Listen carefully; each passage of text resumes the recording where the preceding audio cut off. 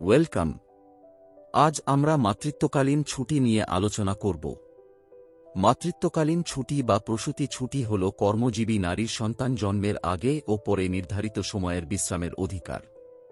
এটি সাধারণত বেতনসহ প্রদান করা হয় এবং কর্মস্থলে নারীর স্বাস্থ্য ও অধিকার রক্ষায় গুরুত্বপূর্ণ।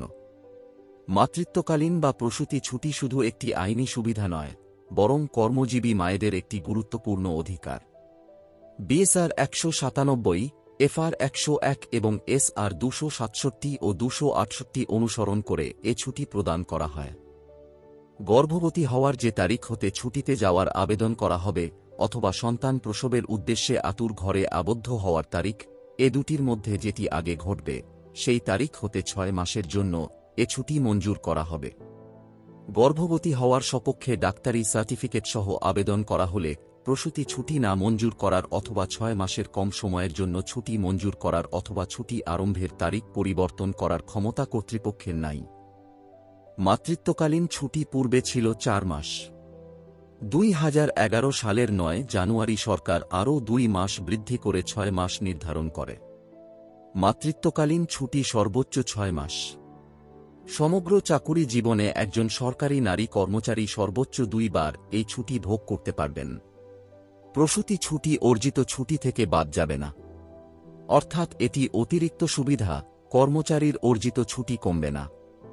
মাতৃত্বকালীন ছুটি চলাকালে কর্মচারী তাঁর পূর্ণ বেতন ও ভাতা প্রাপ্য হবেন, আর এই বেতন নির্ধারিত হবে ছুটি শুরুর প্রাক্কালের প্রাপ্য হারে।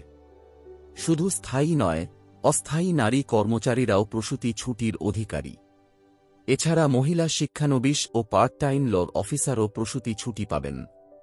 ডাক্তারি সার্টিফিকেটের ভিত্তিতে গড় বেতনে অর্জিত ছুটিসহ যে কোনো প্রকার ছুটির আবেদন করলে প্রসূতি ছুটির ধারাবাহিকতায় উক্ত প্রকার ছুটি মঞ্জুর করা যাবে। ৬ মাসের কম বয়সী সন্তানসহ একজন নারী প্রথম চাকুরিতে যোগদান করলে সন্তানের বয়স ৬ মাস হওয়া পর্যন্ত তিনি এই ছুটি পাবেন। গেজেটেড কর্মকর্তাদের ক্ষেত্রে সরকার অথবা সরকার কর্তৃক ক্ষমতাপ্রাপ্ত কর্তৃপক্ষ এবং নন গেজেটেড কর্মচারীদের ক্ষেত্রে নিয়োগকারী কর্তৃপক্ষ বা ক্ষমতাপ্রাপ্ত কর্তৃপক্ষ এ ছুটি মঞ্জুর করবেন। অর্থাৎ অর্জিত ছুটি মঞ্জুরকারী কর্তৃপক্ষ এ ধরনের ছুটি মঞ্জুর করবেন। সারসংক্ষেপে বলা যায়, একজন মহিলা সরকারি কর্মচারী জীবনে ২ বার মোট ৬ মাস করে পূর্ণ বেতনসহ মাতৃত্বকালীন ছুটি পাবেন। এটি অর্জিত ছুটি থেকে বাদ যাবে না। স্থায়ী ও অস্থায়ী সকল ধরনের কর্মচারী এ ছুটি পাবেন। অর্জিত ছুটি মঞ্জুরকারী কর্তৃপক্ষ এ ছুটি মঞ্জুর করবেন। আমাদের সাথে থাকার জন্য ধন্যবাদ।